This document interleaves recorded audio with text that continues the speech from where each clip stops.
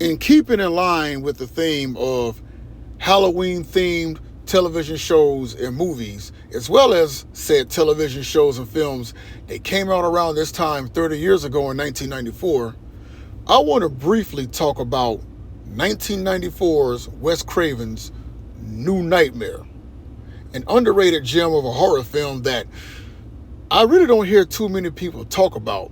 But from the time I saw it 30 years ago, even to rewatching it now, I'm going, man, how did this film go under a lot of folks' radars? Unless I'm missing something, this is a movie that, if you enjoy the Nightmare on Elm Street films, you should definitely enjoy this one. Because I like the fact that how Wes Craven took a risk in combining reality and fantasy elements with the premise of, what if all this time that the horror icon Freddy Kreuger that you created to give people like sleep-inducing nightmares decided to take a life of his own and try to invade the real world?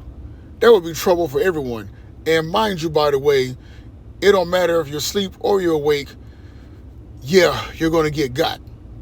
Now, in this film, Wes Craven, Robert Englund, the late John Saxon, better known as Roper from 1973's Enter the Dragon with Bruce Lee, and the main actress from the first film, Heather Langenkamp, who played as Nancy Thompson, they're playing as real-life versions of themselves, recounting the times when they were in the Nightmare on Elm Street films.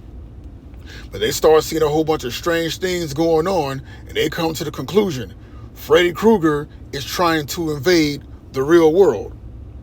And he's also going after Heather's son, Dylan.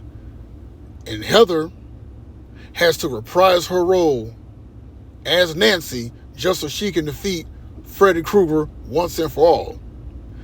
Now, it does sound like a very silly premise, but it's a silly premise that I enjoy nonetheless. I mean, think about that. Imagine if the late Stan Lee was still alive, and all of a sudden, all of the Marvel villains that he created, let's say Thanos from the MCU, decided, yeah, enough of this movie stuff, I'm going to come into the real world and take over. Yeah, bad news for everybody. What I also like about this too is that in this film, Wes Craven's version of Freddy Kreuger in this movie is how he intended for him to be when we saw the first Nightmare on Elm Street film 40 years ago, back in 1984. Before Kreuger became sarcastic and always told jokes and quips every time he tortures his victims before he kills them, Freddy Kreuger was meant to be menacing, sadistic, terrifying. I mean, he's terrifying, but it's kind of hard to take somebody seriously who wants to crack jokes like he's at stand-up improv. But this version that we see in this movie, very scary and menacing indeed. More of an entity as what they refer to Kreuger as in this movie. And for that, I gotta give Wes Craven and company their props for taking a risk doing this. You don't see too many other films or television shows nowadays doing that. Well, I'll take that back. There was an episode of Supernatural on the CW that actually did that in one of the seasons, in which Sam and Dean Winchester actually left their world and they was in the real world on the set of an episode of Supernatural. But yeah, very great risk indeed. And for anyone who's never seen Wes Craven's New Nightmare, I highly suggest you watch it. Yes, it's not within the continuity of the other movies. It's its own thing.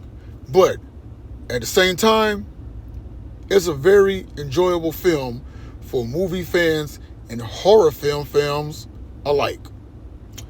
Just my thoughts, just my opinion, and as always, just saying.